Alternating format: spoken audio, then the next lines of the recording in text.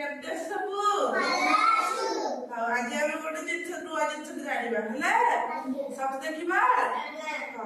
ଦେଖ ଏବେ ଏଟା କଣ ଦେଖିବା ଆମେ ଏଥିରେ ପାଣିରେ ପକେଇବା ସେ କଣ ହଉଛି ବଲଟା କଣ ହେଲା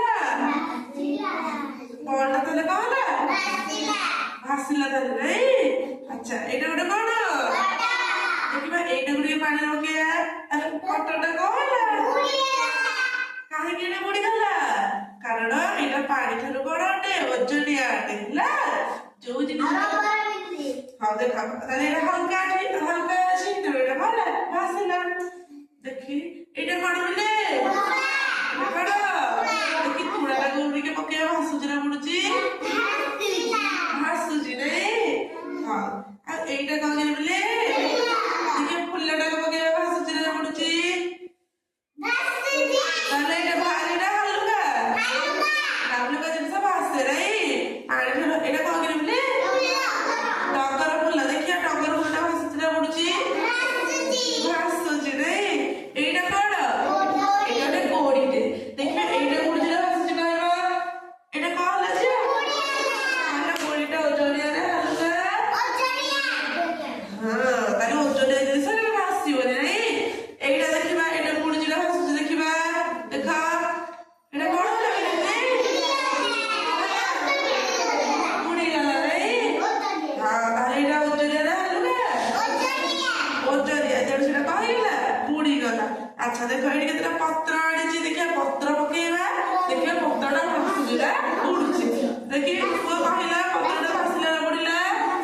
ତେଣୁ ପତ୍ରଟା ହାଲୁକା ନା ଓଜନିଆ ପତ୍ରଟା ପାଣି ଠାରୁ କଣ ଅଟେ ତେଣୁ ସେଟା କଣ ହେଲା ଭାସିଲା ଏଇଟା ପିଲା ତମେ କଣ କର ପେନ୍ସିଲରେ ଯାହା ଲେଖୁଥିବ ନିଭାଅ ନାଇଁ ଏଇଟାକୁ ଟିକେ ନେଇକି ଦେଖିବା ଏଇଟା କଣ ହଉଛି ଭାସୁଛି ନା ବୁଡୁଛି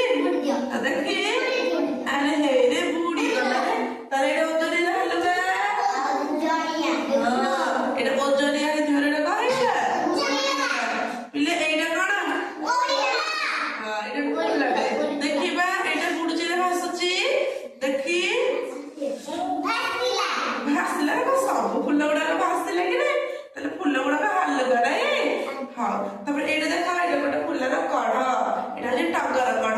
ଦେଖିବା ଟଗର କଢଟା ଭାସୁଛି ନା ବୁଡୁଛି ଦେଖି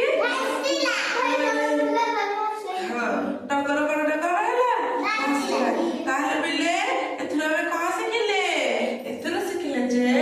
ପାଣି ଠାରୁ ଯୋଉ ଜିନିଷ ଓଜନ ସେଇଟା ପାଣିରେ ବୁଡିଯିବ ଆଉ ପାଣି ଠାରୁ ଯୋଉ ଜିନିଷ ହାଲୁକା ସେଟା ପାଣିରେ କଣ ହବ ଭାସିବ ତମେ ଯଦି ଏଇଟା ପାଣିରେ ଗୋଟେ ଲୁହାଟେ ପକେଇଥାନ୍ତେ ତାହେଲେ ଏଟା ବୁଡିଥାନ୍ତା ଭାସିଥାନ୍ତା କହିଥାନ୍ତା ତାହେଲେ ଏବେ ଜାଣିଲ ଓଜନିଆ ହାଲୁକା ଜିନିଷ ଜାଣିଲ କିଏ ଭାସେ କିଏ ବୁଡେ ଜାଣିଲ କିଏ ଭାସିବ କିଏ ଭାସିବ କୋଉ ଜିନିଷ ଭାସେ ପାଣିରେ ହାଲୁକା ଜିନିଷ ପାଣିରେ ଭାସେ କୋଉ ଜିନିଷ ପାଣିରେ ବୁଡିଯାଏ ହାଲୁକା ଜିନିଷ ପାଣିରେ ଭାସେ ଆଉ ଓଜନିଆ ଜିନିଷ ପାଣିରେ ବୁଡିଯାଏ ଭଲ ଲାଗିଲା ଆଜି ଭଲ ଲାଗିଲା